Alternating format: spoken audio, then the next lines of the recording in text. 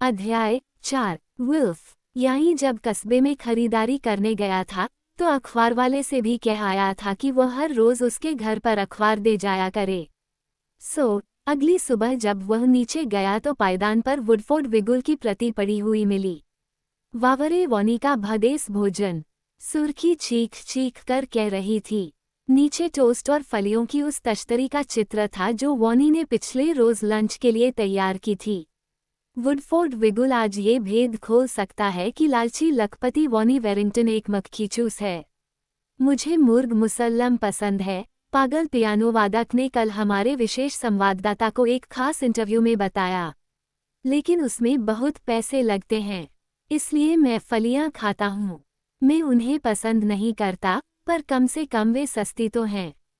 मुखपृष्ठ पर एक भयंकर खूबसूरत आदमी की तस्वीर भी थी जो 2 एल्सेशियन कुत्तों के साथ एक सफ़ेद शामियाने के सामने खड़ा था। मामला धांसू होगा, तस्वीर के नीचे छपा था, और फिर इससे कुछ छोटे अक्षरों में, जेस्पर जेलिट ने, जो यहाँ अपने कुत्तों आदमखोर और बुचिया के साथ दिख रहे हैं, विगुल को इस सप्ताहांत की अपनी रोमांचकारी पार्टी की योजनाओं के बारे में बताया है। कृपया देखिए पृष्ठ 2, 3, 4, 5 और 6। कुछ युझा बुझा सा महसूस करते हुए वॉनी रसोई घर में गया और उसने अपना नाश्ता तैयार किया, जो बहुत काम लायक नहीं बना। वो उसे ट्रे पर रख कर गलियारे से गुजर रहा था जब अचानक दरवाजे की घंटी बजी। ओफ़ो! फिर वही चक्कर। उसका दिल धक धक करने लगा और वह इस उम्मीद में ठिठका खड़ा रहा कि बाहर जो भी होगा वह दफा हो जाएगा।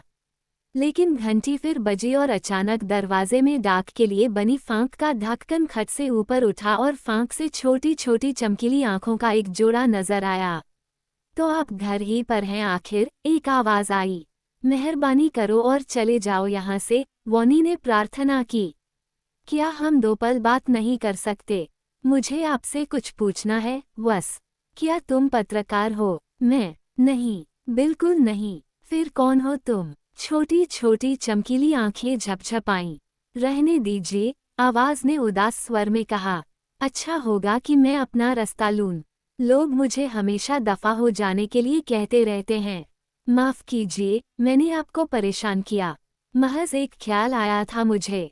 चिट्ठियों वाली फांक का ढक्कन खट से बंद हुआ और वे छोटी छोटी चमकीली आंखें ओझल हो गईं।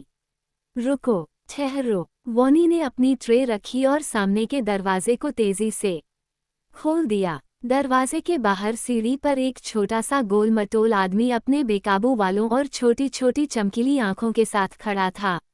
वह हंसमुख और खुशमिजाज लगता था और उसने दरवाजे में अपना पैर अड़ाने की कोई कोशिश नहीं की। नमस्ते, उसने कहा। मेरा नाम विल्फ है। मैं इस सोच में था कि क्या यहाँ कोई काम धाम का जुगाड़ हो सकता है। किस तरह का काम? बानी ने पूछा। कुछ भी सही, विल्फ बोला। लगता है मैं देर से पहुंचा। अब तक तो आपके यहाँ ढेरों लोग काम पर लग गए होंगे। मैं आपके बगीचे की घास काट सकता हूँ या अगर आपको कुछ रंगाई पुताई या सजावट करानी हो तो वह भी कर सकता हूँ। मैं कोई भी काम कर सकता हूँ। हालांकि बानी पियानो बजाने के अलावा और किसी काम के लायक नहीं था, उसे कभी किसी को नौकर रखने का ख्याल ही नहीं आया। अब जब विल्फ ने यह बात सुझा दी थी तो उसे यह एक अद्भुत विचार जान पड़ा था।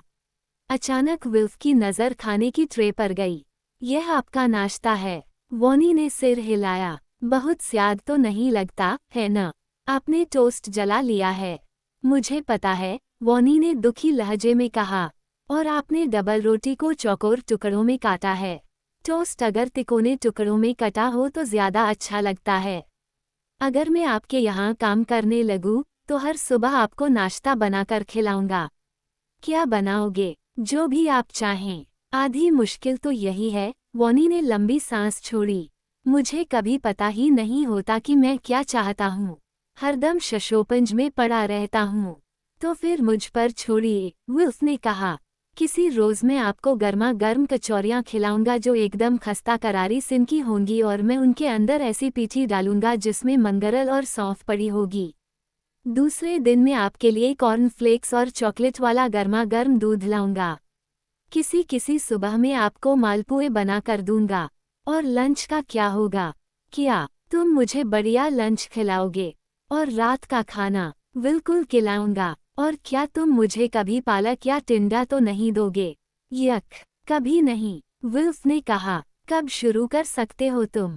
वॉनी ने पूछा। विल्फ ने वॉनी के लिए उसी रोज से काम करना शुरू कर दिया। वह बाजार जाकर वे सारी चीजें खरीद लाया जो पिछले रोज लाने से रह गई थीं। हालांकि वह छोटा सा आदमी था, पर बेहद तगड़ा था और खरीदे हुए सामान का एक भारी भरकम झोला उठाकर घर तक ले आया। दोपहर को उसने आलू का चोखा और मटर के साथ भुना हुआ मुर्गा बनाया और बाद में मलाईदार पुडिंग। वॉनी को बेतहाशा भूख लगी थी। वुडफोर्ड आने के बाद से उसने ढंग का खाना नहीं खाया था और ठंडी फलियों और जले हुए टोस्ट के मुकाबले विल्फ का बनाया लंच खाकर उसे लगा कि इतना स्वादिष्ट भोजन उसने वर्षों बाद किया था। दोपहर बाद अभी विल्फ ने बर्तन धो धा कर रखे ही ये कि एक बड़ा सा ट्रक घर के बाहर आ खड़ा हुआ। ये किस लिए आया है? ये चित्रों का मेरा संग्रह है। जब आदमियों ने लकड़ी की दर्जनों बड़ी पेटियां ट्रक से उतारनी शुरू की तो वॉनी ने चिंतित स्वर में कहा। वॉनी को भारी गहत का एहसास कराते हुए विल्फ ने फौरन वागडोर संभाल ली और जैसे जैसे वे लोग इन पेटियों को घर के भीतर लाते गए वो उन्हें बताता रहा कि पेटियां कहाँ रखी जाएं। उनके जाने के बाद वॉनी और विल्फ ने बाकी का दिन पेटियों खोलने और चित्रों को दीवारों पर टांगने में बिताया। विल्फ दीवारों में छंद करता और कीले जेंकता रहा। इस सारी कड़ी मेहनत से उसके बाल उस सुबह बानी के मकान पर उसके आने के समय से और भी ज्यादा बेलगाम हो गए थे और अधपगलाए गुच्छों की शक्ल में उसके सिर पर खड़े थे। उसने बारी बारी से हर पेटी को खोला और सावधानी से चित्र बाहर निकाले। वानी अपने चित्रों से बेहद प्यार करता था। उन्हें फिर से देखना वैसा ही था जैसे वयों बाद पुराने दोस्तों से मिलना। चूंकि उसने अपनी सारी जिंदगी होटलों में काटी थी, इसलिए वह एक समय में कोई एक चित्र ही अपने साथ रख पाता था और आज से पहले बाकियों को पेटियों में बंद करके गोदाम में रखना पड़ता था।